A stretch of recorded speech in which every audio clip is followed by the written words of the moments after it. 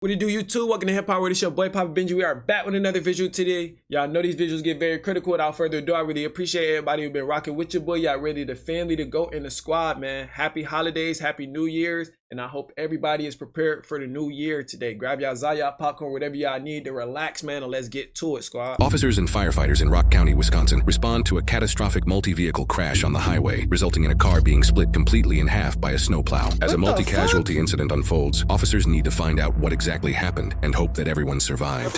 Stop. Split in half? I don't have much of a story, other than This motherfucker's under the car! Okay. Is your car's up there? we're right there. Okay. Are you able to sit in your car, stay warm?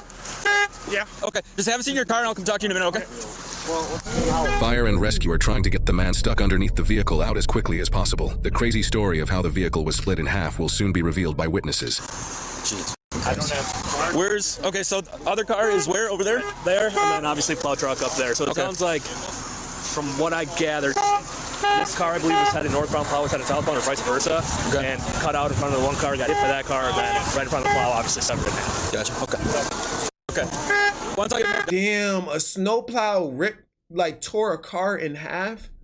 deputies out here, I'll start figuring out the up. Yeah. Sorry, I don't. That's some obviously, crazy shit. Yeah, I got you, man.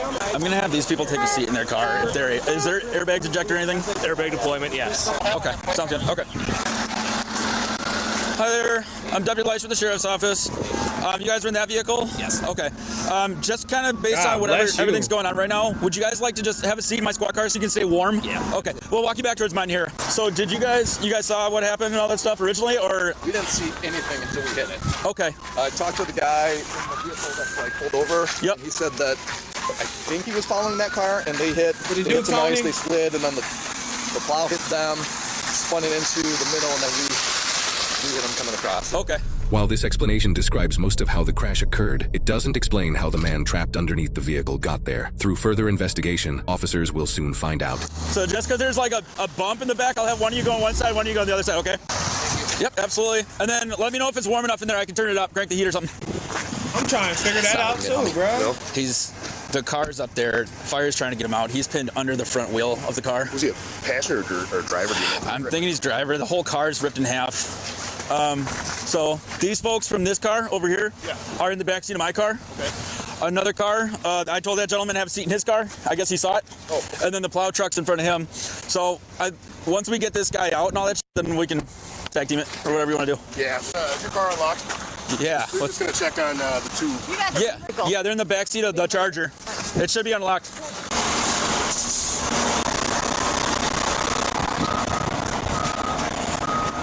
That's the back of the car.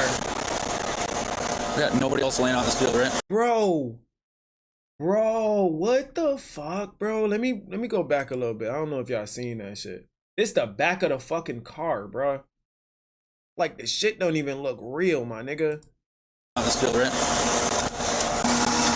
That don't even look real.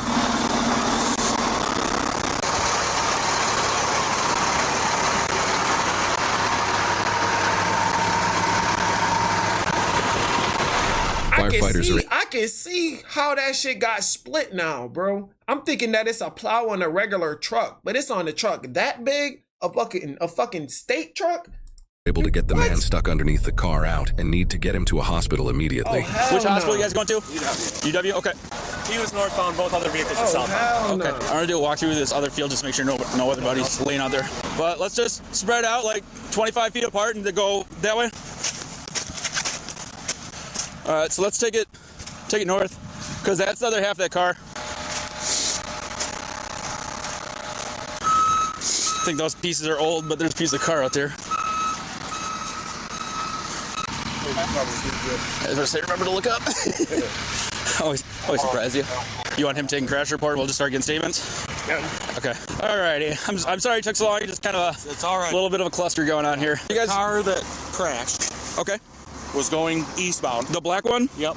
And they started to fishtail, and they came around, caught the front of the plow truck With the front end or the back end? with the back end, Okay. and then flung the back end of the car over there, and they came to rest right about where the fire truck is, Okay. facing that way with the. Facing back northbound? They were shooken up, but they were both fine. Okay. And then the car that's in the ditch way over there Yep. was going eastbound as well. Okay. couldn't see them or anything because they didn't have any lights on. Gotcha. At the front of them, that's when the driver came out. Okay. And I was able to throw the car in reverse as that car was flying back at us because we were right behind. We've been behind the plow since Janesville doing 31 miles an hour. Yeah.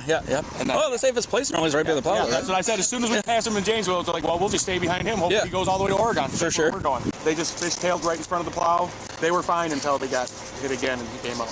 Gotcha. Okay. So what it sounds like happened is that black car was coming southbound around the corner and started to fishtail. The ass end clipped the front of the plow truck, spinning it around, and the back half like flew off. Right. It was in the middle of the road facing northbound. This car was still coming southbound. It didn't have any lights on it or anything like that, so they fucking clipped it. Did you figure out like what exactly happened, or did you get the whole story? I got the story from him. Okay. Dude was coming southbound. Yep. Lost it. He said it looked like his rear end came out. Yep. Caught the wing of the plow, and that's what ripped the vehicle apart. Yep. And then BMW came along, didn't see it, and just hit him. He was dead in the road.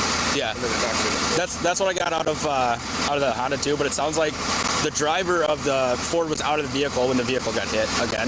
So that kind of explained him being probably under the tire. Okay. So yeah, it's not ejected, but it's probably all going, holy crap, he got in a crash. Yeah. Now that officers have the details of what happened, they need to do field sobriety testing to confirm no one was under the influence. However, when the officer returns to his vehicle to get the male and female from earlier, he's met with a surprise.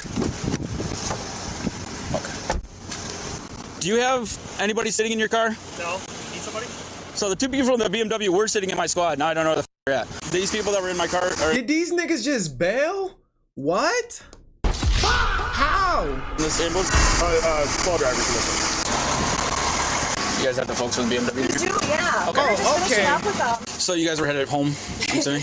Yeah, okay. Took Where these are you guys coming motherfuckers from off the tonight? officer Buffalo car. Lounge on Monona Drive. Is that like a bar or something like that? Okay. Did you have any drinks or anything? She was very good. I had a couple drinks and then I had 2 or 3 Diet Cokes at the end of the night. Okay. What do you typically drink, or what did you drink tonight? I had half a PBR, or like a third of a PBR. Okay. And then because I couldn't down it, and then I had like 1.5, like 5% alcohol beers. Okay. Do you feel like you're under the influence or anything at this time, or anything like that? Okay. Just kind of based on what's going on tonight, I'm going to ask that you do standard field sobriety testing, and as long as you're good to go, you're good to go home tonight. Okay. So if you guys are good, I'll have you step out, and then we'll go through that process real quick, and then we'll get you on your way. Okay. We're gonna try to get this with you as fast as possible here.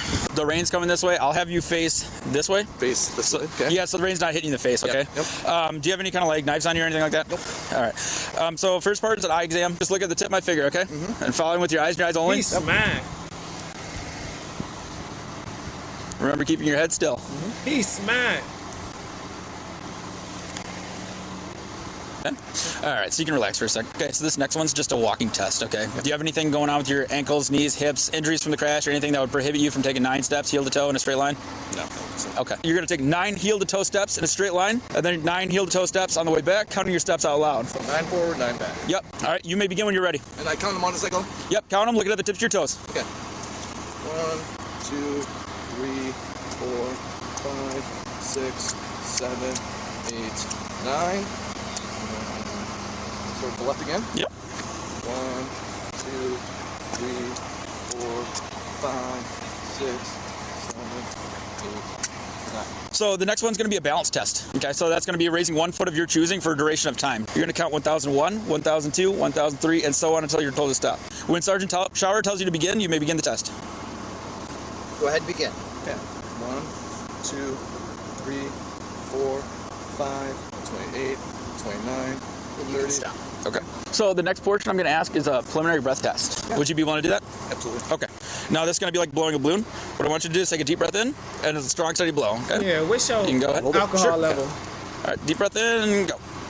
Blow harder, harder, harder. Keep going, keep going, keep going, keep going, keep going. All right, you're good. It clicked. Perfect. All right, so you know the legal drinking limit in the state of Wisconsin? 0.08. Correct. Do you believe you're above or below that? I believe I'm below. Okay. I believe you're below also. I can't see it. 0.012. Okay. So obviously, like you said, you had a couple drinks about a couple hours ago. Yeah. You're not going to be placed in custody for OWI or anything like that tonight. I just had to verify based on the crash for all of our information. Okay. Okay. So as long as, do you have any questions for us or anything like that? I don't know. Okay. For better understanding, All right. This is just a crazy situation at this point. Of what happened, this car took a right turn onto the highway and began fishtailing due to icy road conditions. Then the plow that was passing hit the car, splitting it in half. The rear half went flying into the field, while the front half came to a stop in the road with the driver still inside unharmed. The driver then exited what was left of his vehicle, and at this point, due to low visibility, another vehicle containing the male who was field sobriety tested ran directly into it, throwing the front half as well as the driver into the field, trapping the driver underneath it. We were able to independently confirm that all involved parties survived, while it was confirmed that no one was under the influence while driving. Under Wisconsin law, drunk driving is a non-criminal offense for the first 3 times caught. The state has among the highest rates of drunk driving fatalities in the Midwest. Whether it's weather conditions or deciding to get an Uber, it's extremely important to drive responsibly. My boy, it didn't even look that bad on the road. How was it icy roads, bruh? He had to have some badass tires. Whoever was in that car had to have some badass tires. And they had to have a lot of bad luck on them. How the fuck you turn? How the fuck you make a right, and slide out? A plow comes along and hits your car, splits it in half. You get out the car, another car hits the front end of your car, and you pinned under it. My nigga, you need a spiritual cleansing. Cause ain't no way all that shit just happened in the midst of a few, like 15 minutes or so. Like, what the fuck, bruh?